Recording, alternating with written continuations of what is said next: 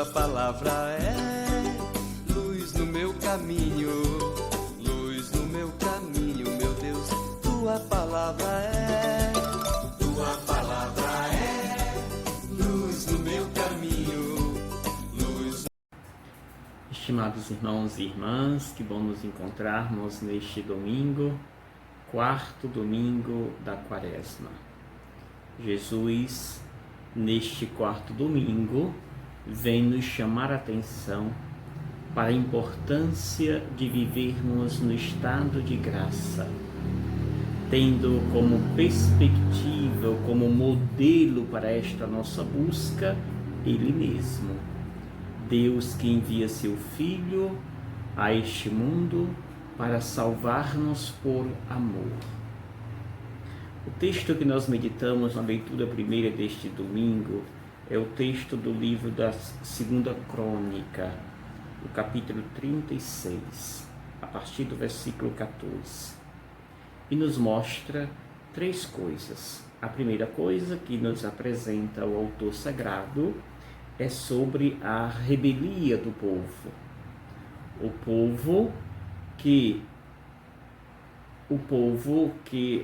vivera de costa para Deus, ou seja, não ouvindo a mensagem, as verdades que Deus havia comunicado. Por isso, diz o texto, o povo multiplicara suas infidelidades. E o Senhor, Deus de seus pais, dirigia-lhes frequentemente a palavra por meio de seus mensageiros. No entanto, o povo, diante das mensagens dos profetas, zombavam deles, desprezava-os. E assim faz com que o furor do Senhor seja alimentado.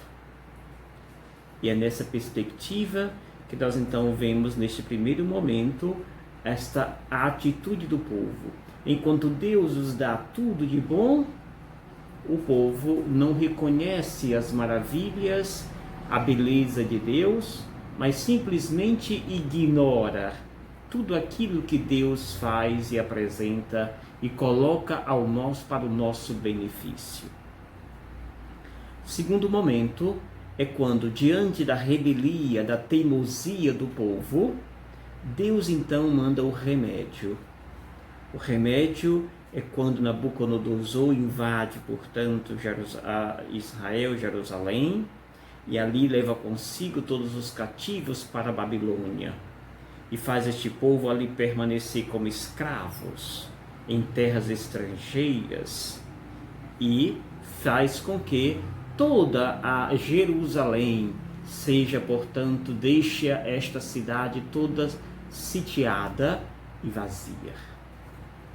Depois, o último momento do texto é quando, diante de que o povo já cumpriu, digamos assim, o castigo merecido, Deus envia o rei para, no caso, o rei Ciro, para fazer com que a Jerusalém seja reconstruída. O Senhor Deus do céu deu-nos todos os reinos da terra, construiu um templo em Jerusalém, ou seja, por meio do rei, Deus manifesta a sua bondade, Deus manifesta o seu amor. Deus não só castiga, isto numa visão do Antigo Testamento, mas Deus muito mais ama. Deus sabe simplesmente resgatar o seu povo, dar um remédio para que estes fiquem bem, e quando estão bem, Deus traz de volta para a sua casa. O texto que nós meditamos no Evangelho é o texto de João, capítulo 3, versículo de 14 ao 21.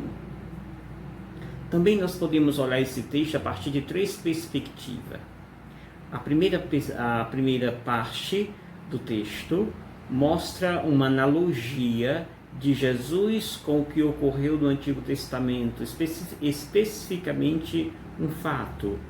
Aquele fato de quando Moisés caminhava com o povo no deserto e que estes eram picados pelas serpentes, Deus manda que Moisés erga uma serpente numa haste, e todo aquele que era picado e olhava para a haste, para a serpente erguida, este era curado.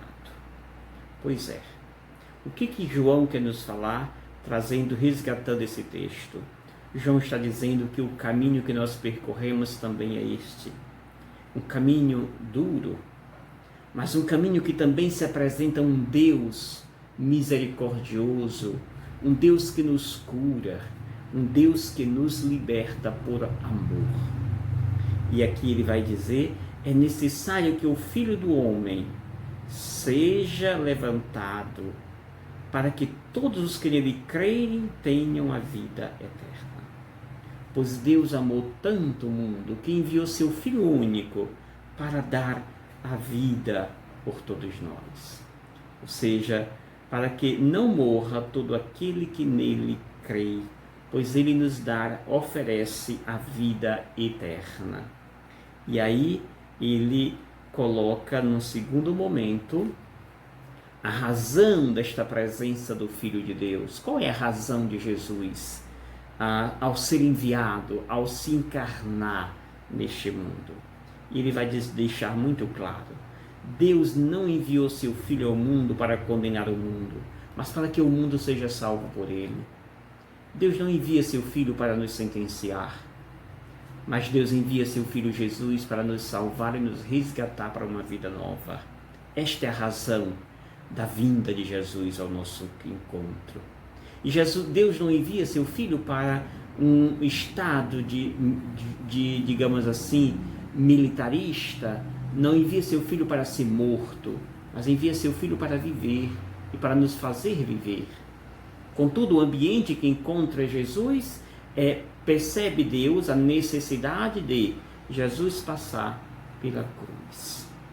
E aí, caríssimos irmãos e irmãs, Jesus nos faz este digamos, lembrete: todo aquele que nele crer será salvo. Aquele que nele não crê será condenado. E a última parte do Evangelho mostra Jesus o que significa esta salvação que ele se refere, ou esta condenação. E Jesus vai dizer, então, que aquele que ama a luz é porque se fez amigo da verdade.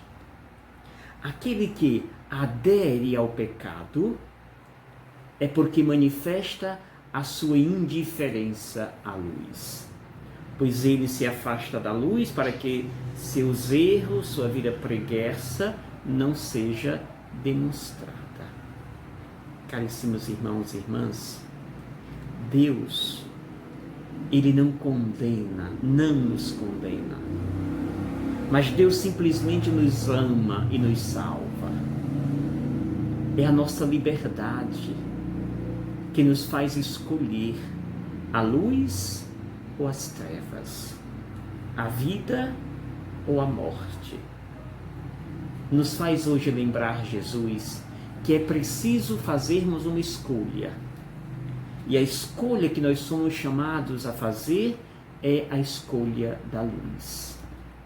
A nossa vida precisa transparecer a esta luz que é o próprio Deus. Termina esta liturgia da palavra com o dito de Paulo aos Efésios, cartas aos Efésios 2, versículo 4 ao 10, onde Paulo vai dizer, primeiro faz uma afirmativa: Deus é rico em misericórdia. Sim, isto é fato. A misericórdia de Deus é o que faz com que cada um de nós vivamos intensamente esse amor que manifestou o Sagrado Evangelho. Depois Paulo vem nos fazer uma recordação que a nossa salvação não é uma conquista humana, mas é um presente de Deus. Ou seja, a nossa salvação é obra da graça de Deus. Ele vai afirmar: é por graça que vós sois salvos. É a graça de Deus que nos impele e que nos dá, portanto, a graça.